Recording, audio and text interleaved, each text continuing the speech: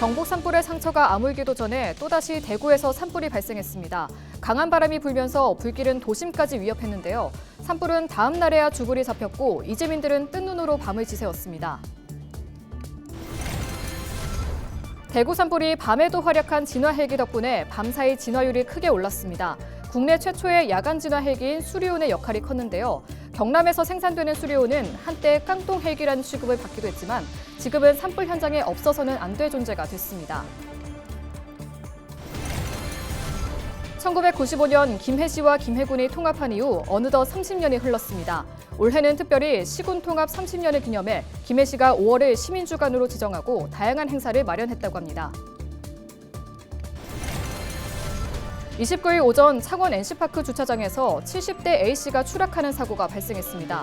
주차장 3층에서 떨어진 A씨는 머리 부분을 크게 다쳐 심정지 상태로 구조돼 인근 병원으로 옮겨졌습니다.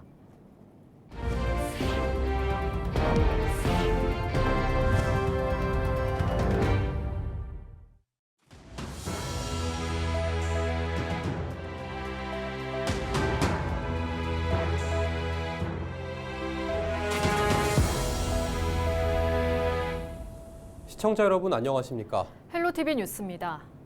경북 산불의 상처가 아물기도 전에 또다시 대구에서 산불이 발생했습니다. 강한 바람이 불면서 불길은 도심까지 위협했는데요. 주변 대규모 아파트 단지로 산불 확산이 우려됐지만 다행히 인명피해는 발생하지 않았습니다. 신병균 기자가 취재했습니다. 대구 북구 노곡동 함지산에서 발생한 산불이 23시간 만에 주불이 잡혔습니다. 산불 영향 구역은 260헥타르로 축구장 364개 면적 산림이 잿더미로 변했습니다. 다행히 인명피해는 발생하지 않았습니다. 주택 피해도 없었지만 비닐하우스 4개 동 일부가 불에 탔고 이양기 등 농기계 7대가 피해를 입었습니다. 지난 28일 오후 2시쯤 함지산 구분 응선에서 시작된 불이 강한 바람을 타고 계속 확산하자 산림당국은 산불 대응 1, 2, 3단계를 순차적으로 발령했습니다. 소방청도 산불이 민가로 확산하는 것을 막기 위해 발화 2시간여 만에 국가소방동원령을 발령했습니다. 산불이 도심이랑 가까운 데 있어서 요거는 자칫하면 이제 진화 자원을 제때 빨리 투입을 안 하면은 대형 산불로 금방 번질 우려가 있어서 청소도 아예 관심을 가지고 인근에 있는 모든 진화 자원들을 최대한 끌어 많이 모았습니다. 처음으로 야간 진화가 가능한 수련 헬기 2대를 투입을 해서 강풍을 타고 불티가 사방으로 날아가는 비화 현상이 나타나기도 했습니다. 불은 최초 발화지인 노곡동에서 동쪽으로 1, 2km 떨어진 조야동 민가 인근과 대규모 아파트가 밀집한 서변동 방향으로 번졌습니다. 노곡동과 서변동, 동변동, 구암동 주민들에게 대피 안내 문자가 발송되면서 한때 2천여 명이 넘는 주민들이 팔달초등학교 등 인근 초등학교로 대피했습니다. 그 산불 보면서 내가 맨날 울고 있었어요. 우리 집도 지금 바로 산밑인데 우리도 저렇게 되면 어떡하나 이랬는데 그 현실이 어제 딱 우리 내인데 닥치더라니까요. 너무 황당했어요. 그러면 그분들 심정을 알겠더라니까 여기 자보니까. 아이고 어제 마음하고 오늘 마음하고 많이 틀리지요. 어제는 참말로 너무 참 겁이 나고 불안했지만 오늘은 그래도 마음이 놓입니다. 그래도. 강풍과 건조한 날씨로 빠르게 번졌던 대구 산불은 야간에도 헬기와 인력을 현장에 집중 투입하고 선제적으로 주민 대피를 유도하면서 인명피해 없이 마무리됐습니다. 한편 대구시는 이번 산불 원인 규명을 위해 경찰에 수사를 의뢰할 계획입니다. 헬로티비 뉴스 신병규입니다. 28일 낮에 시작된 대구 산불이 23시간 만에 진화됐습니다. 보통 해가 지기 전까지 주불을 잡지 못하면 야간에는 산불 확산을 막는 정도로 대응할 수밖에 없는데 이번에는 야간 진화에 수리온 헬기가 투입돼 큰 역할을 했습니다. 경남에서 개발된 수리온은 한때 깡통 헬기라는 취급을 받기도 했지만 지금은 산불 현장에 없어서는 안 될 존재가 됐습니다. 표영민 기자의 보도입니다. 어둠이 짙게 깔린 산 정상에서 붉은 불길이 치솟습니다. 헬기를 띄우기 어려운 늦은 밤이지만 헬기 2대가 연신 물을 뿌립니다. 야간에도 비행이 가능한 진화 헬기 수리온입니다. 국내 최초의 야간 진화 헬기인 수리온은 경남 사천에 본사를 둔 한국항공우주산업 카이가 지난 2012년 다목적 헬기로 개발했습니다. 지난 2018년부터는 소방 헬기로 개량돼 산불 현장에서 종횡무진 활약하고 있습니다. 수리온의 담수량은 2,700리터 정도로 중형급이지만 야간 진화에 특화된 장비 등을 갖췄습니다. 조종사가 야간 비행 중에도 불이 번지는 산등성이와 계곡, 철탑 등 지형 지물의 위치를 파악할 수 있습니다. 최근에 만들어진 기종이기 때문에 과거 기종에 비해서는 그 전자 장비가 많이 탑재돼 있고 그런 것들이 이제 결국에는 그 운전자, 조종사들의 이 편의성을 굉장히 높여주는 거고. 앞으로 수리온은 산불 진화의 핵심 헬기로 자리 잡을 전망입니다. 현재 산림청과 소방청 등의 주력 헬기인 러시아산 카모프 헬기보다 기동성이 좋고 부품 수급 등 유지와 보수도 쉽기 때문입니다. 이번 대구 산불 야간 진화에 맹활약을 펼친 수리온. 이제 산불 현장에서 없어서는 안 될 존재가 되어가고 있습니다. 헬로티비 뉴스 표영민입니다.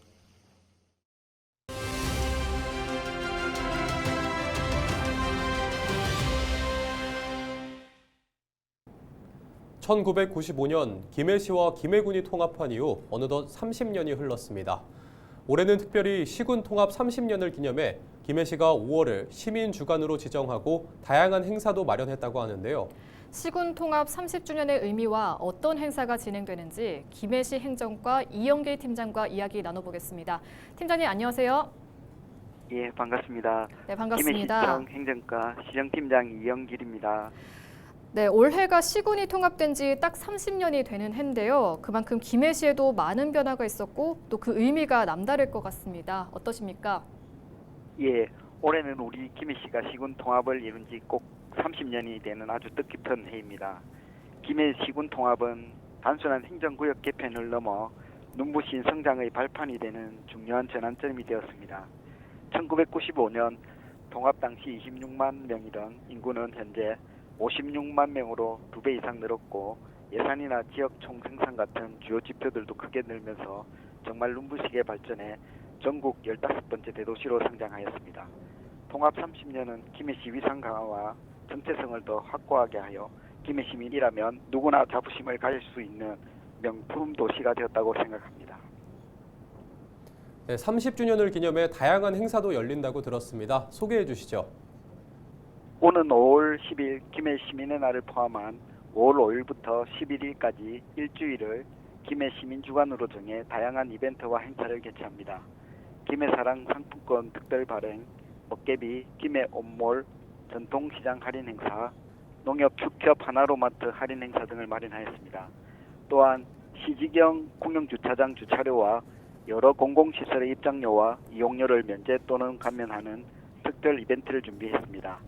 누리아리 어린이 축제와 예술인 페스티벌, 클레이아크 김해미술관에서 펼치는 봄축제와 가끔 아트마켓, BNK 경남은행과 함께하는 기념음악회, NH농협과 함께하는 문화나눔 가족 한마당 행사도 시민 여러분을 기다리고 있습니다. 이 외에도 5월 17일 토요일 김해 가야 테마파크에서 펼쳐지는 캔들라이트 공연과 불꽃축제는 특별한 밤을 선사할 것입니다. 특별 전시로는 민간 기록물 기획 전시전과 도시가 박물관 온라인 전시가 진행되어 김해 역사와 문화를 더욱 가까이에서 만날 수 있습니다. 네, 그야말로 시민들을 위한 축제인 것 같은데요. 그렇다면 시민들이 많이 참여하는 게 가장 큰 의미이지 않을까 생각되는데 마지막으로 많은 분들이 참여할 수 있도록 홍보 한 말씀 부탁드립니다.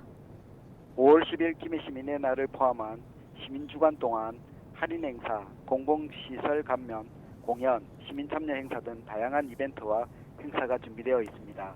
시민 모두가 하나 되는 화합의 장이자 통합 30주년의 의미를 되살리는 뜻깊은 시간이 되길 바라며 많은 참여와 관심을 부탁드립니다.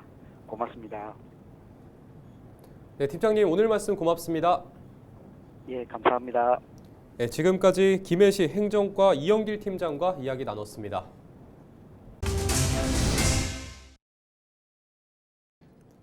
29일 오전 9시 50분쯤 창원 NC파크 주차장에서 70대 A씨가 추락하는 사고가 발생했습니다. 주차장 3층에서 떨어진 A씨는 머리 부분을 크게 다쳐 심정지 상태로 구조돼 인근 병원으로 옮겨졌습니다. 경찰은 정확한 사고 원인을 조사하고 있습니다.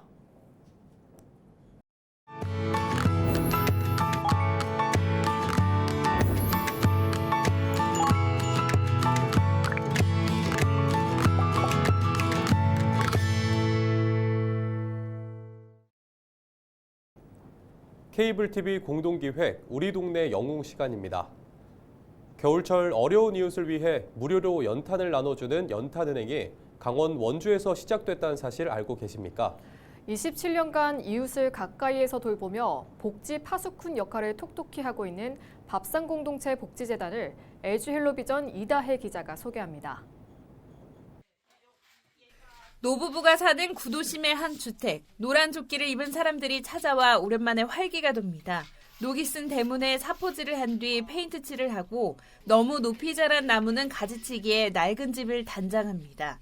대문도 걱정거리 있었지 하려고 그러는데 걱정거리 있고 또 뭐 방에 이런 것도 다 하려면 힘들어가지고 못하고 그래 있어서 그러니까 오늘 해주니까 좀 감사합니다. 원주 밥상공동체 복지재단과 한국관광공사는 해마다 봄맞이 구도심 집수리 봉사를 펼치고 있습니다. 밥상공동체는 공공기관의 사회공헌 활동이 이웃에게 실질적인 도움이 되도록 연결하는 역할을 합니다.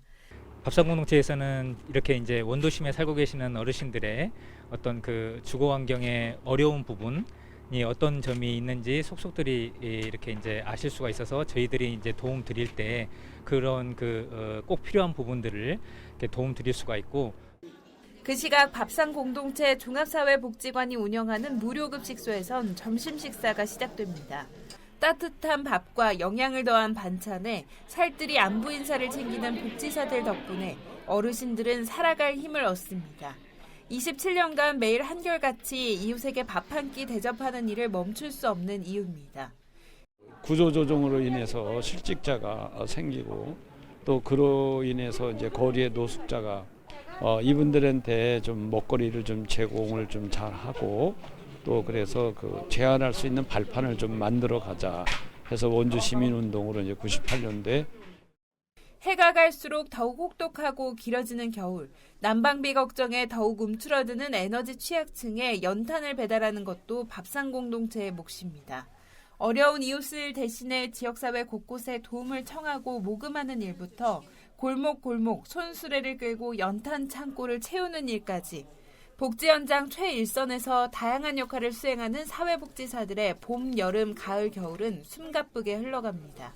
다리가 많이 불편하셔서 외부로 이동이 어려우셨거든요. 근데 봄에 꽃피는 장면을 꼭 보고 싶다고 하셔가지고 저희와 같이 보시면서 되게 행복해 하시는 모습이 기억이 납니다. 밥상공동체가 지난 27년간 나눈 연탄은 830만 장, 무료급식을 제공한 인원은 143만 명에 이릅니다. 밥상공동체가 나눈 밥과 연탄만큼 지역사회 곳곳에 온기가 더해지고 있습니다. 헬로티비 뉴스 이다혜입니다. 창원 안민중학교 유도장이 29일 오전 문을 열었습니다. 경상남도 창원교육지원청은 18억 원의 사업비를 들여 약 380제곱미터 규모의 유도장을 새롭게 조성해 이날 개관식을 열었습니다.